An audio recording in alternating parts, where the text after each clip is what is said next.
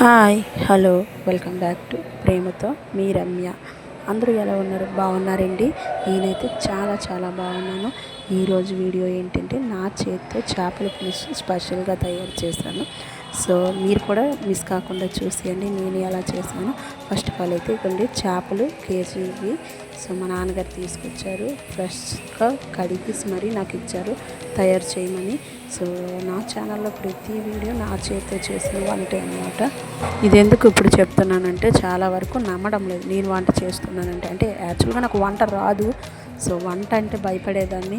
ఈ మధ్యకాలంలో అమ్మ కొంచెం బిజీగా ఉండడం వల్ల నేను చేయాల్సి వచ్చింది. సో అందుకనే నేను చేస్తున్నాను.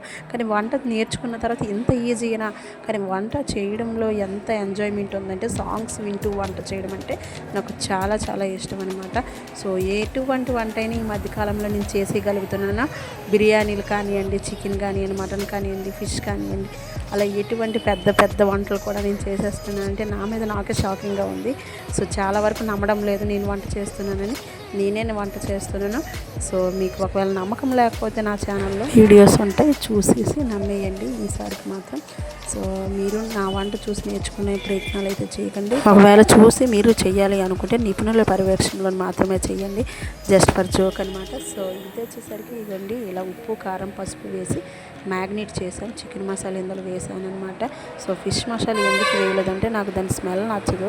సో అందుకని చికెన్ మసాలా వేసాను. సో నెక్స్ట్ వచ్చేసరికి అల్లం వెల్లుల్లి పేస్ట్ తయారు చేసుకున్నాం మిక్సీలో వేసి. నెక్స్ట్ చింతపండు రసం అనేది చక్కగా కలుపుకోవాలి.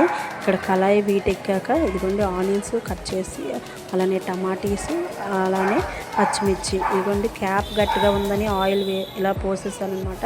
క్యాప్స్ నేను సరిగ్గా చూసుకోవడం వల్ల మొత్తం ఆయిల్ అందులో వెళ్ళిపోయింది. మళ్ళీ కొంచెం ఆయిల్ తీసేసి మనకు కావాల్సినంత ఆయిల్ ఉంచుకొని అందులో ఆనియన్స్ అండ్ పచ్చిమిర్చి బాగా ఫ్రై చేసుకోవాలి. బ్రౌన్ కలర్ వచ్చేంత వరకు ఫ్రై చేసి. సో ఇది మంచిగా ఫ్రై అవ్వాలి అంటే మనం ఏం చేయాలో తెలుసు కదా, ప్రతి వీడియోలో చెప్తూనే ఉన్నాను. పసుపు అలానే కొంచెం సాల్ట్ వేసుకుంటే తొందరగా ఫ్రై అయిపోతాయని. సో అవి నేను వేసేసుకొని బాగా ఫ్రై చేసేసుకుంటున్నాను. ఇంకో విషయం ఏంటి అంటే వంట చేసేటప్పుడు నాకు వంట గది మొత్తం క్లీన్గా ఉండాలి. ఎక్కడ పెట్టిన ఐటమ్స్ అక్కడే ఉండాలి. నెక్స్ట్ వచ్చేసరికి పొయ్యి మీద ఒక్క చుక్క కూడా ఏమీ వంపకుండా చెయ్యాలి. ఒకవేళ అలా ఏమైనా డ్రాప్స్ గట్ట ఒలిగినా నాకు చాలా చిరాకుగా అనిపిస్తుంది. వెంటనే క్లీన్ చేసేస్తుంటున్నాను. నాలా మీకు కూడా ఇలా క్లీనింగ్ చేసే పొయ్యి వేడిగా ఉంటుంది, ఆ చెయ్యి ఎక్కడ కాలుతుందని భయం ఉంటుంది. అయినా నాకు క్లీనింగ్ చేయడం అంటే ఇష్టం. అలాగా క్లీన్గా ఉంచి క్లీన్గా చేసుకోవడం అనేది ఇష్టం. మీలో ఇలా ఎంతమందికి ఇలా క్లీనింగ్ చేయడం ఇష్టం? సో నెక్స్ట్ ఇవ్వండి చికెన్ మసాలా వేసి బాగా ఫ్రై చేసేసుకుంటాను నేను. ఎందుకంటే ఇలా వేయడం వల్ల చాలా స్మెల్ వస్తుందన్నమాట. ఆ కూర ఉడికే టైంలో ఇంకా ఎక్కువ స్మెల్ పెరుగుతుంది. నెక్స్ట్ టమాటీలు కూడా వేసేసాను. టమాటీలు బాగా దగ్గరికి అయ్యేంతవరకు కుక్ చేసుకోవాలి, లేదు అంటే కొంచెం పచ్చివాసన వస్తాయి. అందుకని బాగా వేగిపోయాక అల్లం వెల్లుల్లి పేస్ట్ వేసుకోవాలి. దానికి కొంచెం గ్రేవీలాగా వస్తుంది, స్మెల్ కూడా కొంచెం మంచిగా వస్తుంది అన్నమాట. సో ఫైనల్గా ఇదైతే కొంచెం గ్రేవీలాగా తయారైపోయింది కదండి. చేపల పులుసు చేయడం మాత్రం చాలా ఈజీగానే ఉంది. చేపల పులుసు చేయడం చాలా కష్టమని ఫస్ట్ అనుకున్నాను, కానీ ఇంత ఈజీ అని అస్సలు అనుకోలేదు. ఇవన్నీ నేను ఇక్కడ కష్టపడుతున్నాను, మా నాన్న హెల్ప్ చేయడానికి వచ్చారు. సో ఆయన చింతపండు రసం అనేది ఇందులో వేస్తున్నారు. సో బాగా కలిపేసి ఇదిగోండి ఇలా పోస్తున్నారు అనమాట.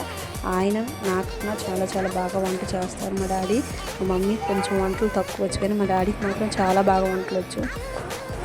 మా అక్కకి ఆయనే వంట నేర్పారు, నాకు ఆయనే వంట నేర్పుతున్నారు, పక్క నుంచి డైరెక్షన్ ఇస్తున్నారు.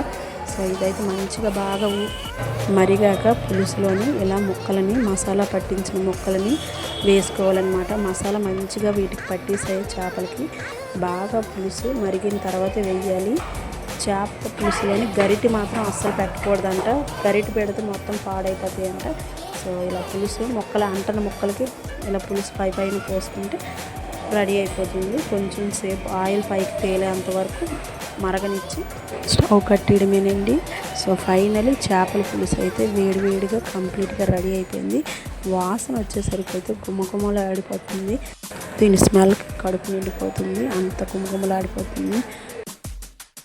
సో చూసారు కదా ఫ్రెండ్స్, ఇది ఈరోజు వీడియో అనమాట. సో మీకు ఎలా అనిపించిందో కామెంట్ చేసి నాకు తెలియజేసి అని మీ అభిప్రాయాన్ని.